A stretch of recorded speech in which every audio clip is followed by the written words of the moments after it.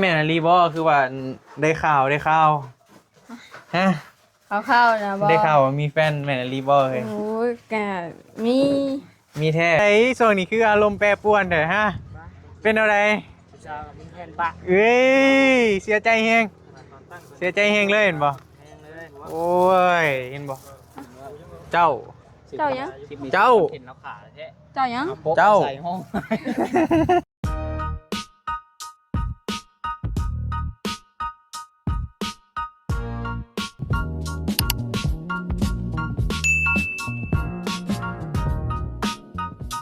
โอ้ยยังยานรถเสียบ่ฮะบายดีเด้สบายดีเด้อเหรอเด้อเอาทักทายสบายดีเด้อพ่อน้องเด้อพอดีหลังจากมาแต่เฮือนสายฟ้าก็เลยนี่แหละมาอัปเดตงานน้อยๆให้พ่อพี่น้องได้เบิ่งได้ชมนํกันเนาะตอนนี้ก็ทางพอสร้างเพิ่นก็ห้องนี่แหละเนาะกับเทคานนั่นล่ะเนาะโดยมาพี่มาก็เด้อ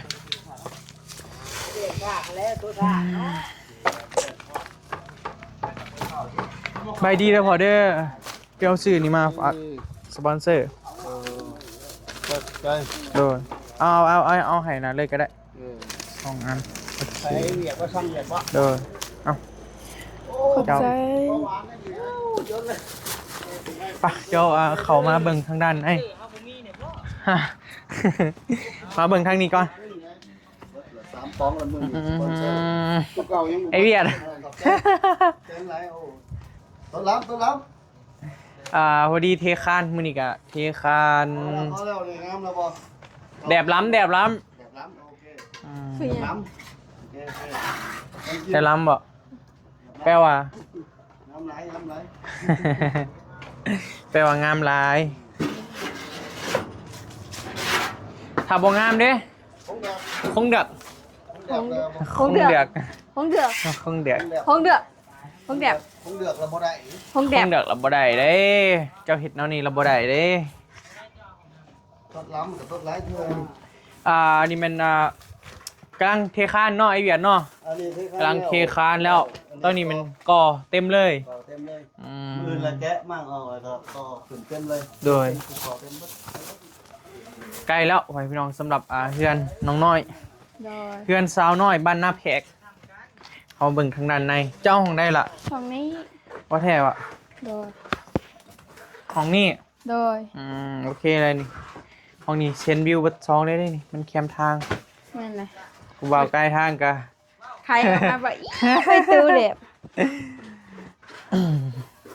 ใช่แม่นรีบอคือว่าได้ข่าวฮะข้าวนะบอได้ข่าวว่ามีแฟนแม่นรีบอเลยโอ้ยแก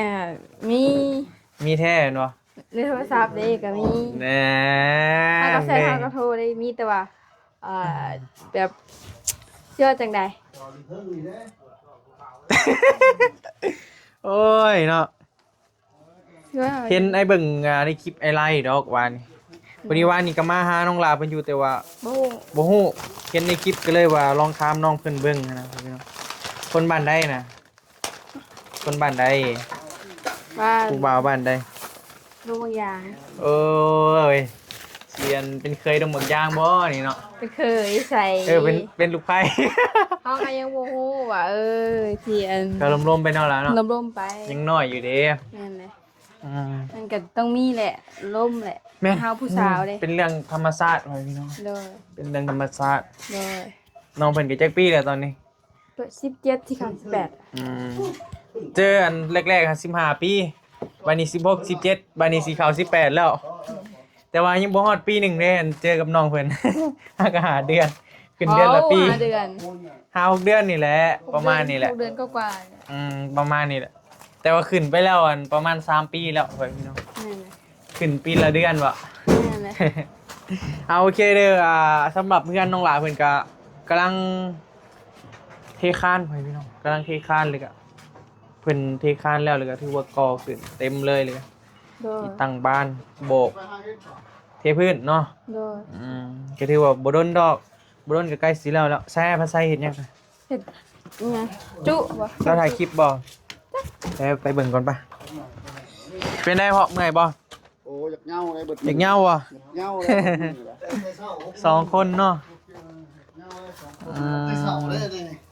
ตื่นมาแต่6 โมง ลุยเดี๋ยวเช้าเลยเห็นบ่ แต่เช้า ตื่นเช้าเลย โอ้เล็งขนาดเนาะ เช้าเลยเอาแล้ว เพราะฉะนั้นฝ้าวไปหาอันไอเวียดมีเมียหรือบ่ไอเวียดโอ้ฝ้าวไปหาแฟนอยู่ถ่ายเซโน่ไปจักอยากได้อยู่ใส่นี่เฮ็ดหยังคนดูคนเน่าบ่มีหยังนี่ เอาใหม่เลย อืม อย่ามันต้มเพี้ย ต้มเพี้ย เดี๋ยวข่อยจะแหนมรุ่นนี้กับตัว มีเมนูเด็ดวะ เดี๋ยวครับเพื่อน ต้มเพี้ยอันนี้แม่นเป็นทางด้านหลังของเฮือนน้องหล่าเพิ่นไปพี่น้อง โดย ถ้ามีเงินมีคำก็ต่อเติมออกมาเป็นเฮือนครัวอหยังต่างๆแหละเฮือนครัวห้อง บรรยากา น้ำ ศ เนาะ กระทงไฮทงหน้า ทงไห้ทงหน้าคือเก่า โดย ถือว่าประมาณนี้แหละพอทางพอสร้างเพิ่นก็ดำเนินการคู่มือเลยไปพี่น้องก็ค่อนข้างว่าไวเติบได้นี่มีแต่บัดนี้ก็เทคานแล้วมีแต่ก่อก็ไวเลยแหละ โดย มาอัน คือว่าอันผู้ว่าไปไทยบ่ฮะ โดย ไปตอนได้นะ ประมาณ6-7 มื้อแล้วล่ะ ประมาณ6-7 มื้อบ่อยากในนิวเสียใจบ่เอ้ย เสียใจยังบ่ได้เป็นหยังกัน ก็เว้าเลยเด้ที่คิดแต่ก่อนนี่ เคลียร์กันนั่นลงเอ้ยแหละเนาะ แล้วก็เพิ่นแต่ก่อนในคลิปวันนี้เอาไปเบิ่งรถพ่อแม่พี่น้องเขาบ่เสียเลยเฮาอันน้องน้อยกับบันนี้นี่บ่ได้เป็นหยังกันเป็นหักแพงแบบ ให้น้อง เป็นเป็นน้องนะดีที่สุดแล้ว แม่นล่ะ มันจังบ่แบบนี่ไงหักแพงกันเป็นเป็นน้องนี่แหละดีสุด โดย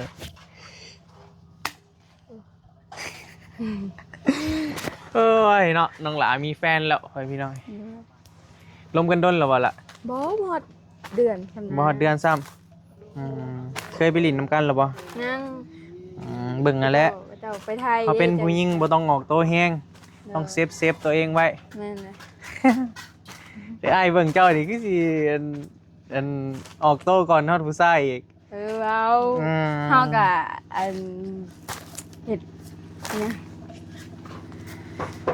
ก็คือว่า พอกันแนวใดคือว่าอยู่คนละทางเลย มันในเฟซไอายชั่วมือนี่ โอ้เห็นกันใน Facebook บ่ โดย อืม มันบ่อึดดอก มีแต่เบิ่งนั่นแหละล่ะ โดย มีแต่เบิ่งเพิ่นฮักเป็นอนาแท้ก็โอเค โดย คู่มือนี้มันค่อนข้างว่าอันตรายอยู่ละ แม่นเลย ต้องเซฟตัวเองไว้หน่อยหนึงเขาเป็นผู้หญิง โดย ออกโตลายลุกขึ้นได้เว้ย หรือว่ากำไรวะ จักแล้บ่ แห้งอันแห้งนะแห้งกำไรวะสัตว์ โดย มาไปพี่น้องยังเกินพอปูคือเก่าตีนี่ คือเก็ มาเบิ่งข้างนี้ก่อนมาเห็ดย่างข้างนี้โอ้สองหนุ่มว่ะพี่น้อง เจ้าสบายดีเด้อ สบายดีเด้อ นี่เด็กจี้ท้องเด้อ บ่จี้เลย ไปได้ เห็นแต่ทรงผมอยู่แหล้วเพิ่นกำลังซอยซีนไว้พี่น้องก็เห็นหน้าอยู่อะไรช่วงนี้คืออารมณ์แปรปรวนเด้อฮะเป็นอะไร ชาวกับแผ่นปะ เอ้ยเสียใจแฮงเลยเห็นบ่ แพงเลย โอ้ยเห็นบ่เจ้า เจ้ายัง เจ้า เห็นเราขาแท้ เจ้ายัง เจ้า ใส่ห้อง เจ้ายัง เป็นเพราะเธอ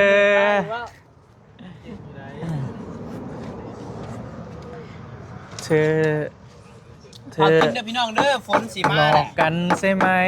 มี บ่ อะไร ได้ด บ่ อกเลย มันต้องเพี้ย อ๋อ แย่งเยิง แย่ง แย่ แย่งก็ได้ แต่มันตัวใหม่ป่ะเลย ไปหาคอแย่งอ่ะ ไปขอแย่ง ยืมเหมือนกันต้องเพี้ยไปรถจักรก็มีเลยเมื่อกี้เอวมีรถจักรไป ไปบ่มีไป ไปยืมมาใส่น่ะ เด้ เจ้าหูเราบ่ไปก็ไปปะ ผมมีอันต้องเพี้ยกับเอาแย่งก็ได้เด้อย่าง ไป ผมมีแย่งกับเอาสลิป ย่างไปบ่ ของเฮาก็มีของเฮาก็มีเอาบ่ เอารถใหม่ก็มีขี่รถใหม่ก็ได้ ย่างไปก็ได้ปะขี่เอารถเอาบ่ จดไป ขี่ย่างไกลบ่เลย เด้ผัก ย่างก็ได้ปะย่างก็ได้แป๊บเดียวไปซะปะขี่รถเอา มันเอาออกบ่ได้ ขี่รถได้บ่ รถอ้ายก็รถอ้ายกินบ่เป็นนั่น อยู่เป็นอยู่บ่ล่ะถอยออกมาเลยจะซ่อนเด้อใส่น้องน้อยซ่อนก่อนพี่น้องอันเที่ยงหน้านี่บ่ล่ะพี่น้องบ่ บ่ คนรู้จัก มันคือจุไว้สิ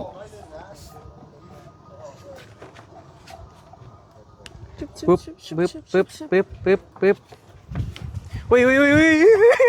น้อยโอ้ยเนาะเรียบร้อยบ่ต้าโดนแล้วงานนี้แตกแล้ว แตกแล้วเอาขาคำลงเบิ้งไอซีไว้นี่ เด้ เบิ้งสียาอย่างโอ้ยไออยู่ในนี้สียาไป เฮ้ยพ่อฉันนะ ไปซ่อนเป็นอยู่อะไร ได้อยู่ อย่าฟ้าวจ้ะอย่าฟ้าวอย่า ไปรถไอครึ่งให้อยู่ ครึ่งบ่ปลาเล็กอ่ะ โอ้ยเนาะ จักคือปด มันใจอยู่บ่เด้นี่ เฮ้ยปดนี่เขาอยู่ใกล้ผู้ชายตอนนี้ อยู่ใกล้ผู้ชายต้องเอาให้ บ่ไร ไอบอกว่าอย่าออกตัวแห้งเห็นบ่ โอเคสตาร์ทโอเคไปโอ้ยหน่อยได้อยู่บ่ล่ะจะเคยซ่อนบ่เลยจะเคยซ่อนบ่เลย เคย ถือไปอ่ะ แต่บ่ฮู้มันสินักจับหรือบ่ ไปรถมันสินักเนี่ยเฮ้ยน้อยเอาไปใส่นี่ไปทางนี้โอ้ยตกใจ ก็คือ คอยมาเราหลายนี่นี่ไอ้เราขึ้นมาเจ้าสิขึ้นทางนะเลยไปครึ่งให้อยู่ไปรถลงทำลงไป ยืมแยงน้อยไหนมีบ่แยงค่ะ อันตองประเดะ อันต้องประเด็กนี่บ่ เฮ้ยขนมแห่อันน้องหลายเนี่ยเว้ย โอ้ยแป๊บนึงเด้อ เขายืมของเพื่อนเขาแลกกำใจเด้ล่ะเอาให้น้อง ขนม น้ำใจเด้สบายดีแล้วพอเด้อยู่กับไพ่นี่ อยู่แล้วนะ โอ้ได้แล้ว ว่าเอาตัวใหม่ให้เลยบ่น่ะว้าโธ่เจน้อย ตัวใหม่เลยโอ้เจ้านี้เนาะ เว้ มือหนาซื้อมาไว้มือหนาเด้อ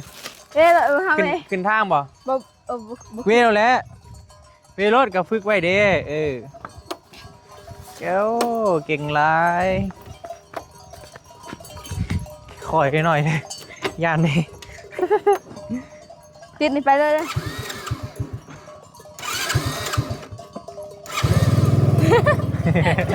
จะเล็กว่างเลย คอยเลยสนีไปเลขหนึ่งก็ได้ล่ะขับรถนิ่งๆไม่สิไปตื่นโอ้ย มันไปเบิดได้มันไปเบิดแอลเฮา มันบริยากนะขับรถนิ่งๆใจเย็นๆแนมใกล้ๆเจ้าตื่นมันแห้งโอ้ยหน่อยต้องมีสมาธิอ้าวหน่อย จะเที่ย ยาหน่อยคอยล่ะอ๋อย า โอ้ยคอยได้เว้ยคอยเด้อโอ้ยเกือบสัตว์เข้าป่าไปพี่น้องพี่เลือกไงนี่ ด้านใหม่ เจ้ายังขับมาบอกอันน่ะสำเนาะ ยัง คำดีๆมันสิลมคำดีๆไว้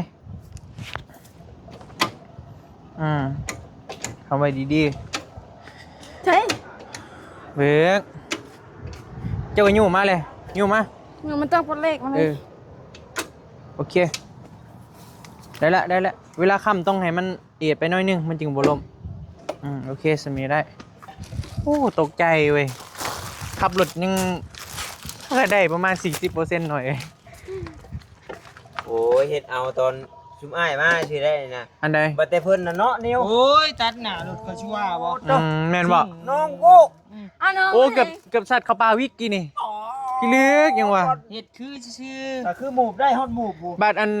ขับรถไปฮอดดงหมึกย่างไว้อะไรขับเองบ่ เ ไปฮอดได้เนาะเดี๋ยวว่ะ บ่ได้ไประ วังเด้เว้ยออกทางใหญ่รถพ่วงร้ายได้เว้ย ยาอะไรบ่กับน้องน้อยยายาย่องล่ะ อย่าย่องเลยว่ะ ใจเลยติ ยาเชื่อใจเลยมีแต่เอา ไว้ใจไม่ได้ ไงว่าตามความจริงเนาะ เสียใจเลยฮะ คุณ ตัวให้แต่แนวตัวแนวเก่งเราบอกว่าเก่งโลกมึง บ่ตัวแล้วเนาะ เอาตัวน้ำอีกติ ขับรถเก่งดูกะ เหตุคือบ่เป็นนี่ติบัดเจ้ามา โอ้ยหน่อย คะแนนว่าอันนั้นคะแนนว่าอยากสบายให้ว่าเฮ็ดหยังบ่เป็นเนาะ มีถุง คนเป็นคือข่อยนี่เมื่อย เป็นเบิดเนาะเจ้าเนาะ มา บริเวณเพื่อนนี่นะ ก็บาปเด้ คิดหาได้คลิปเดียว เออก็ยังนั่นเมื่อยทั้งกายเมื่อยทั้งใจอีกเนาะโอ้ยจิตใจก็เฮงบ่ดีได้พ่อพี่น้องโอ้ยข่อยด้วย โอ้ยเนาะ ตัวนี้แซ่บเลยแม่ชาเขาบุเป็นกระเพาะ ไอ้บ่ดีบ่ใด บ่ดีที่สุด โอ้สั่งว่าเด้บ่กล้าเลย ตัวใด ข่อยบ่กล้า นี่ กิ แหละ นดิบ พระ เลย อามิดอยู่อันน่ะจอง จะไปขวดแล้ว เอายังไงนะ ขวดซีด อืม เติมเบิ่งให้ได้ไฟยันมันบ่ลุก โดยขอซีนว่าซั่น ขวดสุกๆป่ะ สิลาบบ่บ่เนาะ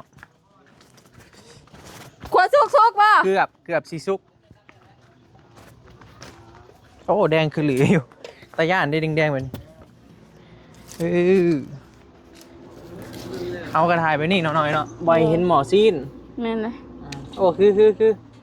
โอ้คนมัน คนคือ คนสีสร้างครอบครัวอะไรมันก็คือแล้วเนาะ ว่านั่นดอก โอ้ยหน่อยเอ้ยอย่าเฝ้าได้หลายยังหนุ่มยังน้อยอยู่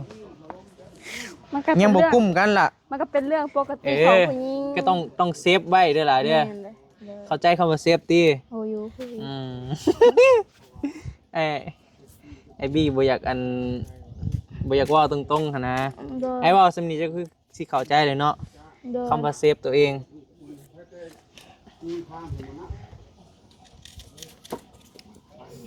กำลังสิขัวซีนอันเฮ็ดหยังก็ จุ จุซอยจุบ่ แล้วลิ้นนี่ก็จุ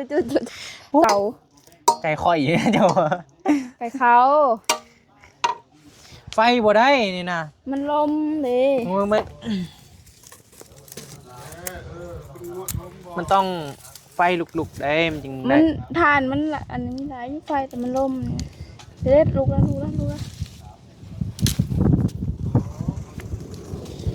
เขาเจ้าสิลาบเอาบ่ แม่นเนาะ อันลาบเลยต้องขัวสุกๆเลย บ่แม่นแล้วนี่จะว่าบ่สุกปานใด ฮะ นี่คือได้ยินจะว่าบ่สุกปานใด จอยก็ได้เล่น เบา เจ้ากล้ากินดิบบ่จะเคยกินดิบบ่ เฮ้ย ไอ้ายบ่กล้า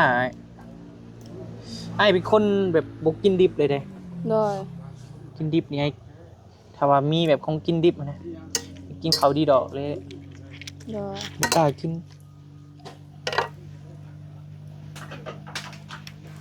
มันเลี่ยนกับจักแนวใด โดย บ่เคยกินแล้วก็บ่กล้ากินนะ แม่นเลยก็จะเคยแล้วจะก็ติดใจ ใช้ซอยจุอันนั้นบ่ซอยจุคือ ยัง ลาบได้ โอ้ละ ควัน บ่ได้ชุกเลย บ่ได้สุกได้มันยังบ่สุก ชุกหลายแต่ว่า หยาบบ่ เบา ไฟเอ้ย เจ้าใส่แว่นคือวัน เจ้า นั้น มันยังแดงจริงคืออยู่ อ๋ออันหัวอีกน้อยหนึง ต้องสำราญ หลับสำลาบอ่ะแล้วเอฟเฟกต์นี่ บ่มัก น้อย ได้ไหม เป้าเป้า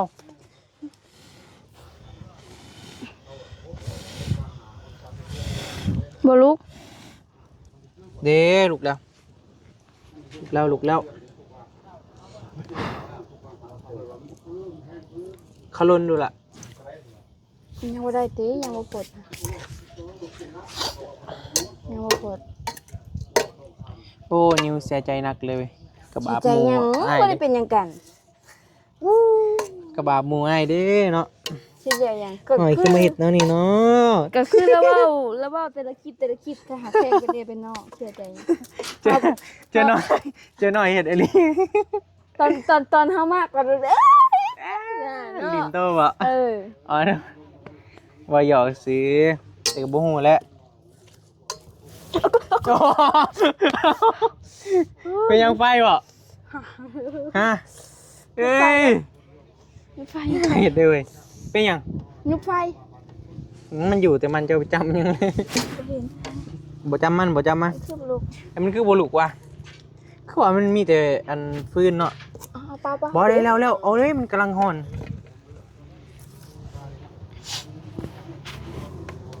นิวบอดี้บอลได้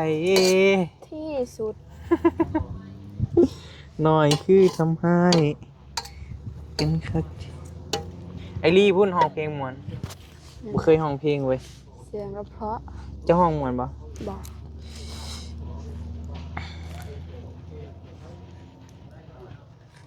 โอ้ย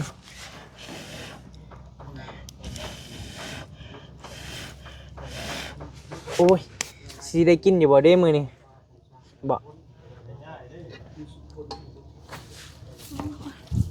เอาเพื่องมาใส่ดูล่ะ เพื่องไม่ใช่มีบุ้ม มันสิลุกอยู่เด้ มันเปียกเลย ได้แล้วเป่าให้มันลุกเรื่อยสิหาแนววีนะ นี่ไอ้โซลาเซลล์ ยังไฟก็จะเป็นยัง สบายดิ เดี๋ยวนี้ตัด ขวดใส่ขวด ไฟยังบ่ลุกเลยเว้ยเอาละเพื่อสิได้กิน เป่าน้อย เดี๋ยวลุกแล้ว เ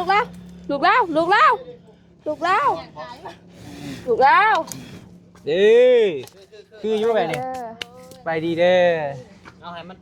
บ่สุกมันได้ก็ได้แบบซ้ำๆละ โดย สุกแน่ก็ดีแหละสเปรย์คนบ่ได้กิน เด้อ เอาสุกๆเลยเนาะซ้ำลากันมันยังดิบคือเก่าแหละโอ้ยควัน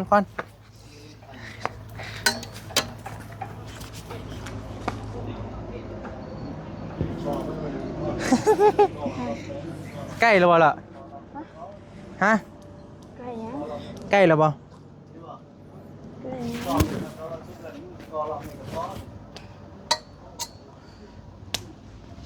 สำราญด้วยครับ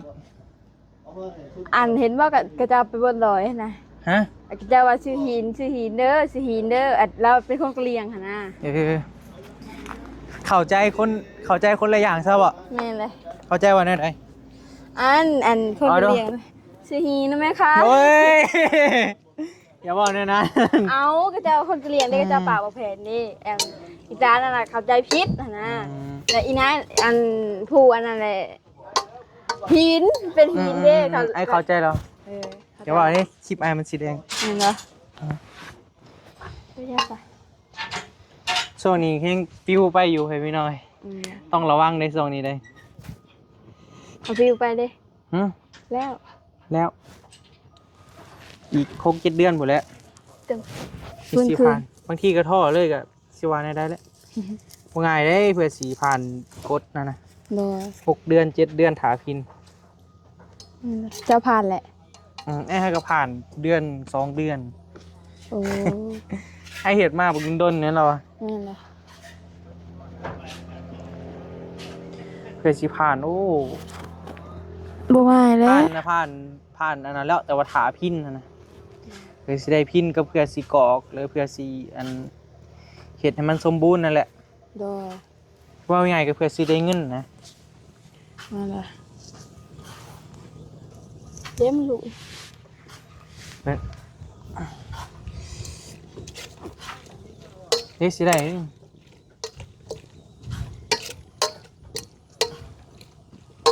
จังหน่อยเนาะ เลย ชิมบ่ บ่ ฮ้อนสิได้แล้ว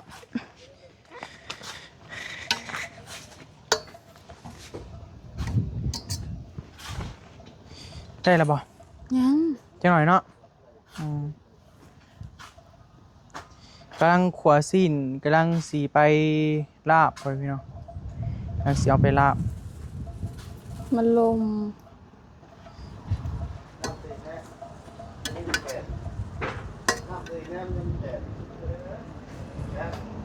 ไปสปะไปพี่น้องเอ้ยสำหรับที่นี่ลำลาเลยเด้อเนาะ เดี๋ยวพุ่นแหละถ้าติดตามมา คลิปต่อไป คลิปต่อไปเนาะพี่น้องสำหรับเพื่อนน้องหลาเพิ่นก็ประมาณนี้แหละตอนนี้ก็กำลังเทคานแล้วก็ทางสร้างเพิ่นก็เฮ็ดก่อขึ้นเรื่อยๆแหละเอาสำหรับคลิปนี้ลำลาเลยเด้อพี่น้อง สวัสดี อยู่ดีมีแรงเบิดสุขสุขคนสบายดีเด้อ